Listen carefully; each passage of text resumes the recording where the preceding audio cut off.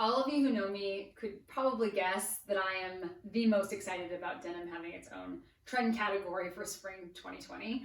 I love denim in everyday life, and I feel like denim adds an element of just effortless casual to all aspects of our wardrobe. So if we think floral dress is too dressy or too girly, we throw a denim jacket on and the problem's solved. If we want to funk up a cocktail top, we throw a pair of jeans on and a pair of pumps and we're cooler than all of our friends. So I love the way that denim works for us in our closet, and I'm super excited that we get to have a reason to add even more denim into our closets.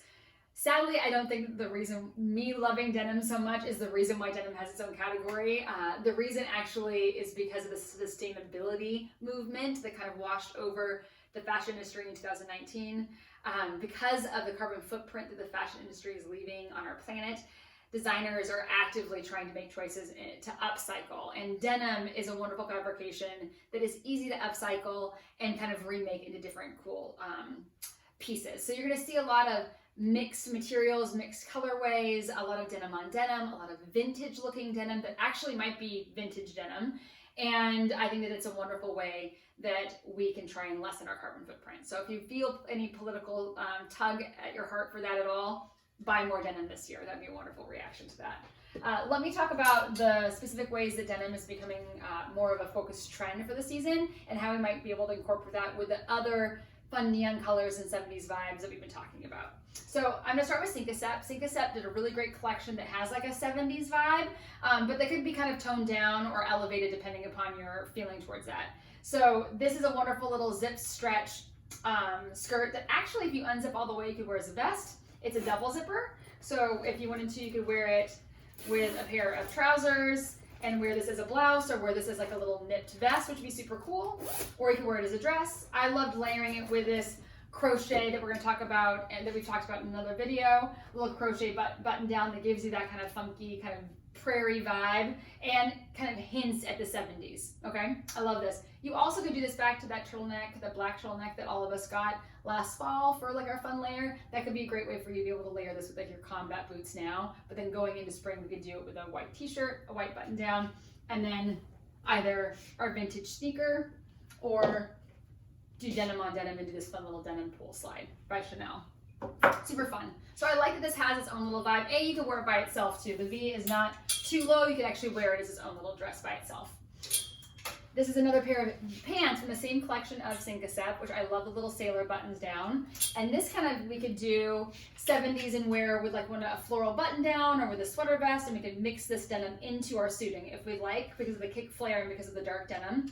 But I kind of like that we can make this just really classic and do this with this Tanya Taylor crop, navy and white striped top, and then layer it back to the Chanel pool slide. So this is a very easy, effortless, any spring, like this is not necessarily trendy, you can kind of wear this any spring coming forward vibe, but then we can have this really interesting piece that we can kind of mix into our 70s look. So Syncasep did a great job. C is another really great denim option if you wanted to. They did upcycle their denim and recycled denim, embroidered the top of their dress. This has a transparent vibe, so this looks heavy, but actually would be kind of light and easy for the summer. I love that it shows you your waist, so it cinches your waist right here, so you're not in this like tent of a textured dress, and it gives you the puff sleeve. So it's kind of like hitting a lot of the different trend details in one dress, but it's made of denim, so it's going to be really easy to wear. This I would actually pair back to your little Gucci little sandal, the little block heel thong that's kind of coming into play, and have it more of a vintage vibe. Or you could even be kind of more tomboy and do it with your retro sneaker. I kind of like with some of these denim trends, doing your retro sneaker like a vintage Nike or something a little more old school, not one of the newer designer sneakers, only because I think it fits with that vibe, that upcycling, that almost thrift shop kind of vibe. Okay, I like that it feels a little more vintage to be true like that.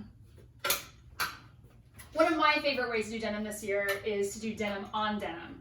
So I wanted to start with this fantastic pant. This is by Veronica Beard, and it's a kick flare, or not a kick flare, it's a wide leg, like a boot cut wide leg, which actually is coming back in this season as a response to the 70s retro vibe. And it actually has the two-tone denim here, so it exaggerates the boot cut even more, which I think is really, really interesting. And I would style this actually with this colder denim Lafayette button down. So denim on denim, very 70s, very retro. You could do this with a bomber jacket, you could do this with a scarf, you could do this with a boot, but I of course would either do it back to the vintage Nike or the little Gucci gold sandal, okay? This is another place where you can wear that new 90s baguette bag as well, which might be really interesting and kind of like a fun throwback shape. Just keeping everything classic. I'm not popping this with some of the neon colors. I'm not doing this with floral, although you could. I'm just keeping it really classic, really clean. There's gonna be nothing better this season than a high-waisted vintage fit, meaning a little bit looser through the thigh, denim, and a white shirt. And you could do this in any way. I mean, this is like such a classic style that it's not gone out.